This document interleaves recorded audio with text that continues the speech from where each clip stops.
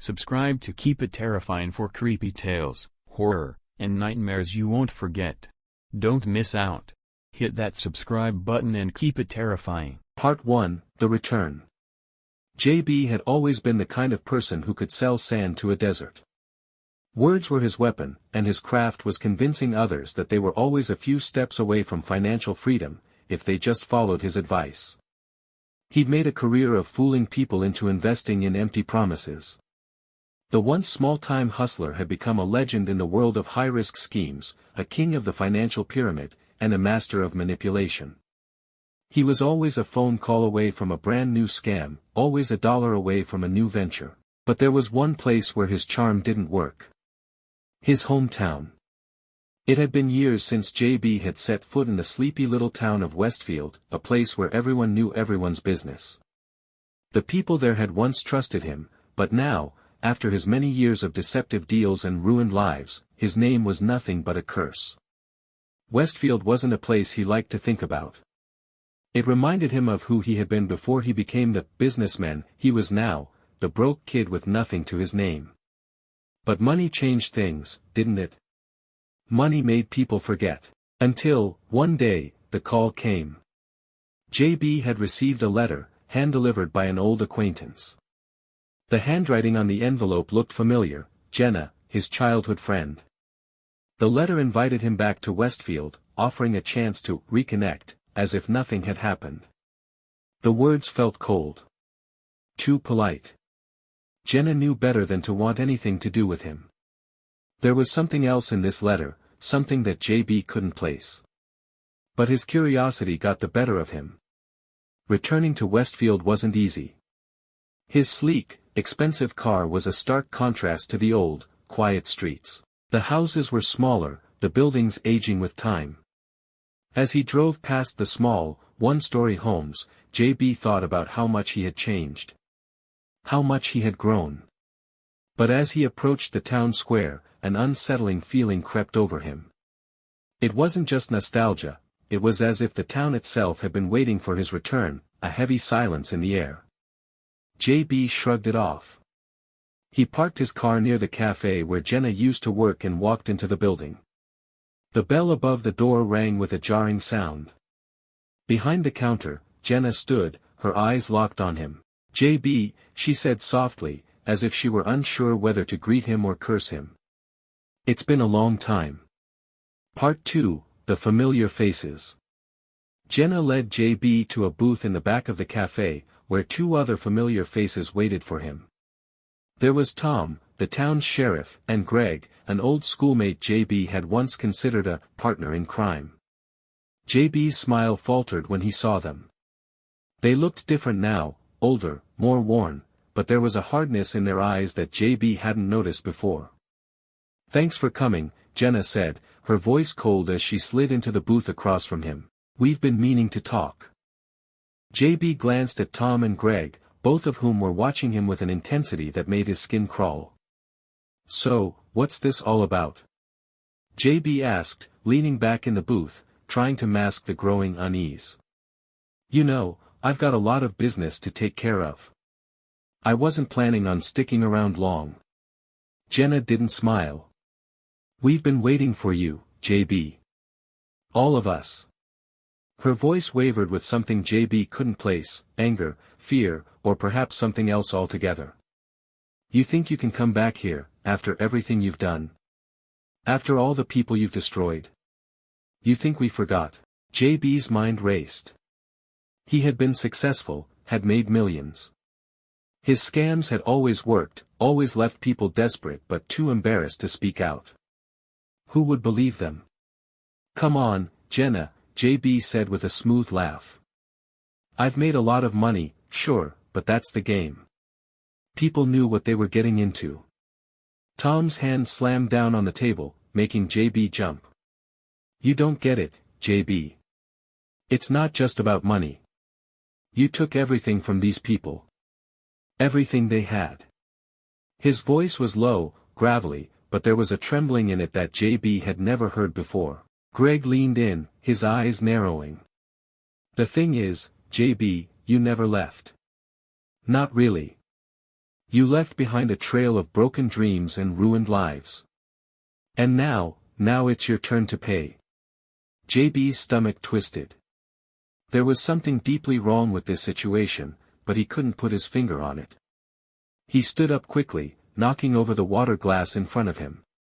Enough, he said, trying to play it cool. What are you all talking about? I'm just here to catch up, that's all. No need to make a scene. Jenna, however, wasn't finished. You think you can just walk away from what you've done? From the lies, from the pain?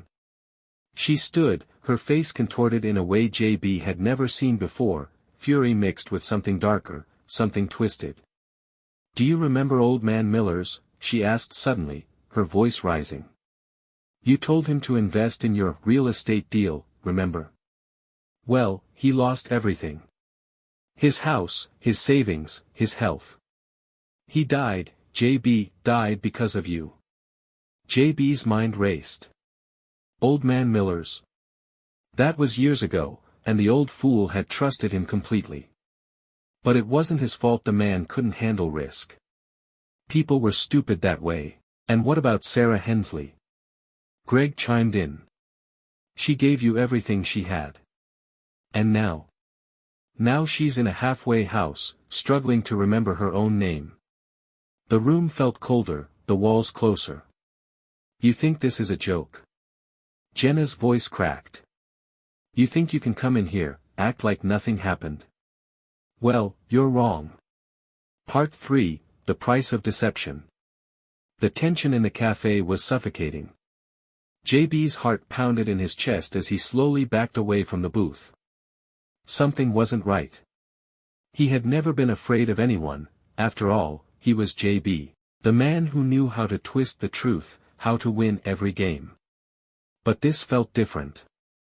Listen, he said, his voice shaking slightly, though he tried to maintain control, you're all just bitter. I've moved on, and you should, too. You think you can scare me? I've been through worse. Jenna's eyes softened for a moment, and she stepped closer. We're not trying to scare you, JB. We're trying to warn you. Suddenly, the lights flickered, and the cafe door creaked open, even though no one had entered. The temperature in the room seemed to drop by several degrees, and JB could see his breath in the air. Tom, Greg, and Jenna stood frozen, their faces ashen. They weren't looking at him anymore, they were staring at something else, something JB couldn't see. A voice echoed in the room, though no one had spoken. A voice he didn't recognize, but somehow, he knew. You've been warned, JB. But now, you'll understand. Part 4, The Unseen Force. JB's pulse raced as the air around him thickened, heavy with a strange and unfamiliar tension. His eyes darted around the room, searching for an explanation, but there was nothing except the three people sitting motionless, their eyes wide, their bodies stiff, as though they had turned to stone. The lights flickered again, and the temperature dropped further, a biting chill that crept under JB's skin. What is this? JB stammered, his voice barely above a whisper. His fingers curled into fists, the usual confidence he exuded fading with each passing second. He had always controlled every situation, manipulated every angle, but this was something he couldn't explain. The voice that echoed in the room again was distant, like a whisper on the wind, yet it filled every corner of the cafe. It wasn't coming from any one person. It felt like the town itself had spoken. You've taken from them, JB. But now, we're taking from you. JB's knees buckled slightly, the words sinking into his skin like a slow, painful infection. He tried to turn and run, but his legs refused to cooperate, as if the very earth beneath him had grabbed hold of his body, binding him to the spot. He struggled, but it was no use. His breathing grew heavier, more ragged, as if the air itself had thickened, pressing down on him. Jenna, Tom, and Greg didn't move. They remained frozen, their expressions locked in a grim kind of horror. What's happening? JB shouted, his voice cracking as his pulse hammered in his ears. He glanced at the door, but it was as though the world had tilted sideways. The doorframe distorted, the air warped, and the exit was farther away than he remembered. Then, the walls of the cafe seemed to close in, the once familiar space now an alien, suffocating place. The floor beneath his feet began to crack, the wood splitting with a slow, agonizing creak. And from the cracks, something began to seep, something dark, something alive. It wasn't just a shadow. It was a presence, a living thing, creeping from the cracks in the earth, rising from the very foundations of the town. The air grew thick with the scent of rot, of something ancient and forgotten. Jenna's voice, barely audible, whispered, "You've been marked, JB." Marked? Marked by who? JB gasped, his voice nearly breaking as the ground beneath him shuddered. He tried to move again, but the force holding him in place tightened, squeezing the life out of him. From the dark fissures in the floor, figures began to emerge. At first, they were indistinct, just shapes, shadows that seemed to flicker and twist, but as they fully materialized, JB saw them for what they were, pale, gaunt figures with hollow eyes and twisted, gnarled limbs. They were people, or at least they had once been. Their skin was like cracked porcelain, and their mouths stretched in grotesque, silent screams. The victims, Jenna muttered, her voice barely a whisper, her eyes wide with terror. "They're coming for you, JB. Every lie you've told, every dollar you've stolen from these people, they remember. And they want justice." One of the figures reached out, its bony fingers brushing against JB's cheek. His skin burned where it touched, a searing pain spreading through his face. He stumbled back, gasping, but the thing didn't relent. Its grip tightened, dragging him closer. "No. No." JB screamed, his voice breaking as panic surged through him. He clawed at the air, trying to break free, but it was as if the very town itself had conspired against him. The ground beneath him shifted, and a deep, rumbling sound filled the room, like the groaning of the earth itself. The figures were closing in, surrounding him from all sides. They whispered, their voices a cacophony of despair, a chorus of the broken, the cheated, the lost. JB's head swam, his vision spinning, as if he were drowning in a sea of his own guilt. He looked at Jenna, Tom, and Greg, but they didn't look like themselves anymore. They were part of it, too, part of the town's twisted revenge. Their eyes were blank, soulless, staring at him with an emptiness that sent a chill down his spine. "Please," JB gasped, his breath shallow, his throat tightening with fear. "I didn't mean it. I didn't. I never meant to hurt anyone. I just wanted more. I just wanted to win." But there was no one left to listen. The figures began to whisper louder, the voices overlapping, growing into an oppressive roar. The ground shook beneath JB's feet as the shadows around him thickened, becoming one, a mass of darkness that surrounded him entirely. He tried to scream, but his voice was swallowed by the darkness, consumed by the very thing he had ignored for so long. And then, the voice returned, the same one that had spoken before, deep and otherworldly. "You wanted to take everything," it said. "But now, you will give everything." The shadows converged around him, pressing in on all sides. JB's body convulsed as the dark energy surged through him, an unbearable weight, as though the entire town was trying to claim him as its own. His mind shattered, memories of his countless scams flashing before his eyes, every lie, every betrayal, every shattered life. They were all here, all around him, all demanding their due. The pain was excruciating, a fiery agony that felt like his very soul was being ripped from his body.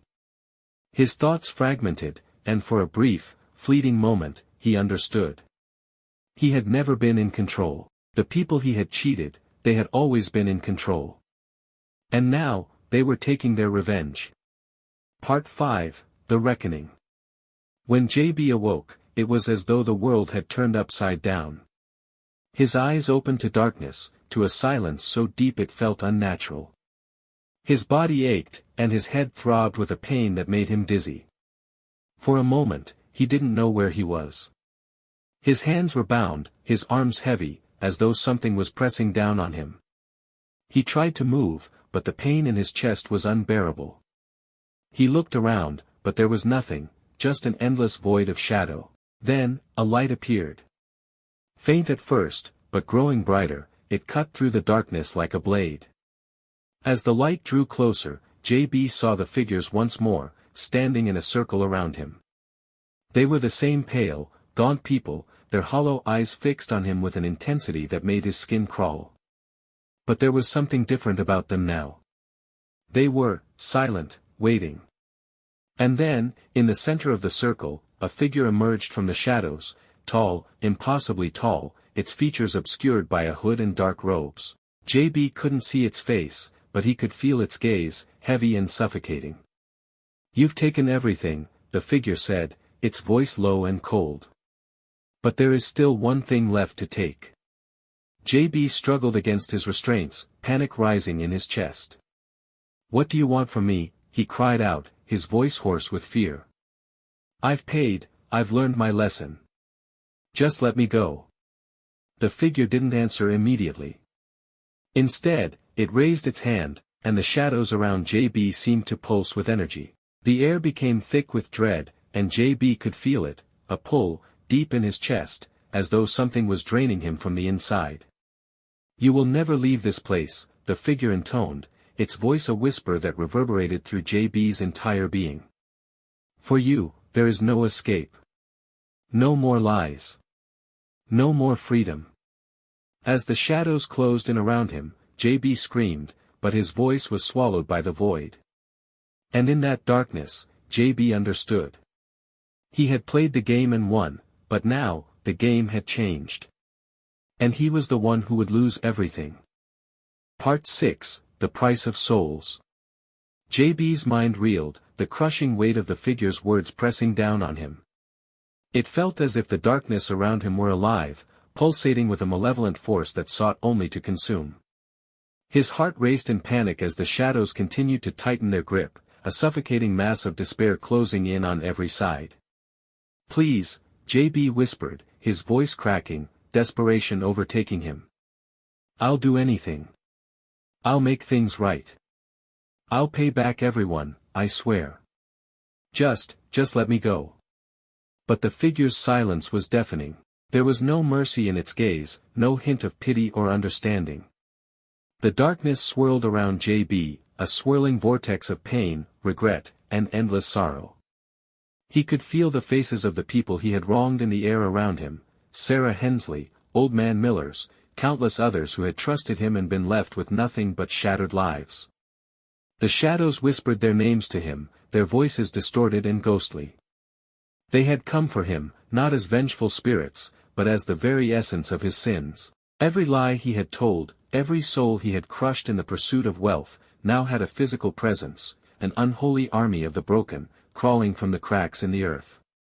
"You cannot escape what you have done," the figure said, its voice now a low rumble, like thunder that shook the very fabric of his soul.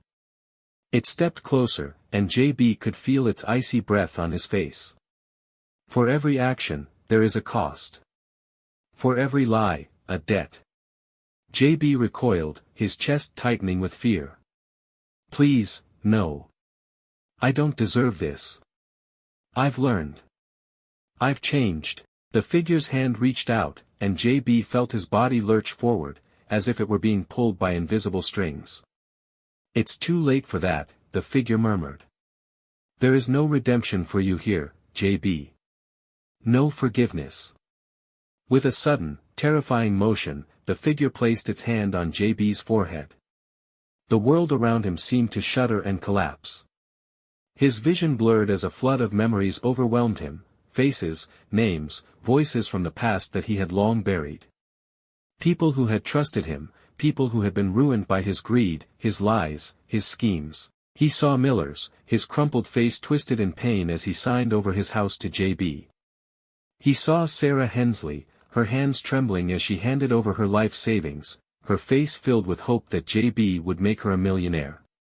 He saw the countless others who had believed in him, who had been desperate enough to take his advice, desperate enough to fall for his lies. And now, those people were here. In the shadows, in the darkness, they were everywhere. Silent, accusing, waiting for him to pay the price.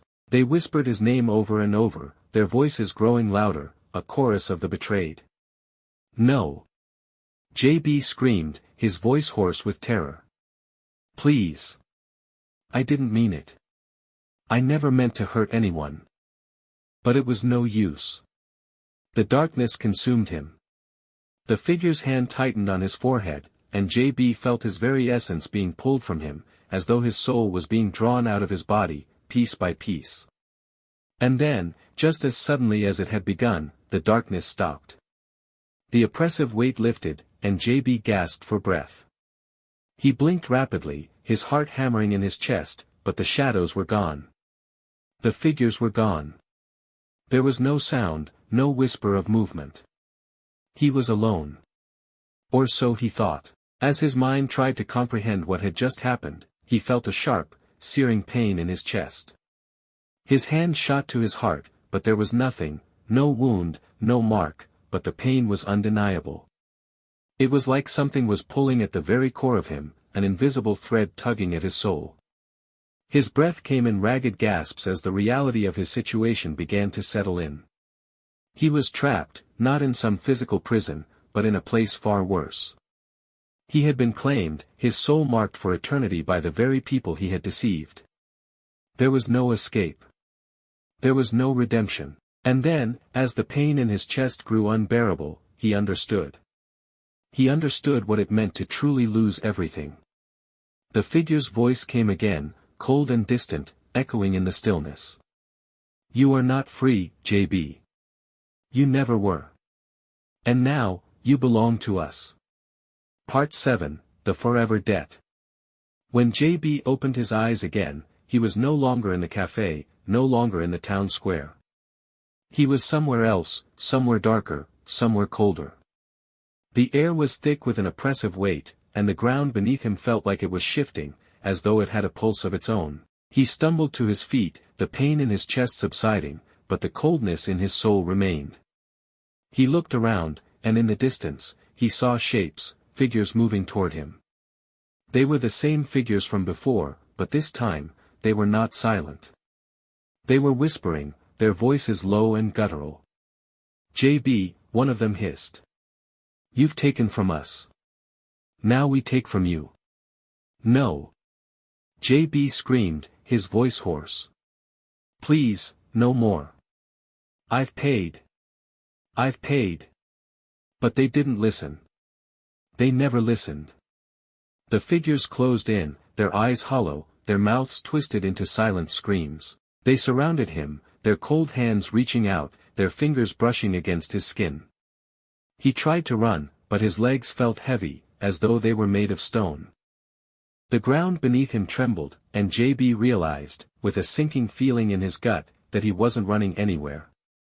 The darkness was everywhere, closing in on him from all sides. And in the distance, he could hear a low, rumbling voice, the same voice that had spoken to him before. Justice will be served, it said. And you will never escape. The darkness consumed him once more. Final part, the endless night.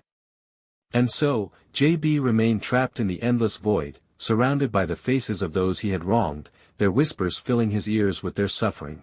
He was no longer the man who had once controlled everything with his lies and charm. Now, he was just another lost soul, a victim of his own deception, forever bound to the town of Westfield, forever condemned to pay for the damage he had done. In the distance, through the eternal darkness, JB could see the faintest flicker of light, just a glimmer of hope. But no matter how hard he reached for it, it always receded, just beyond his grasp.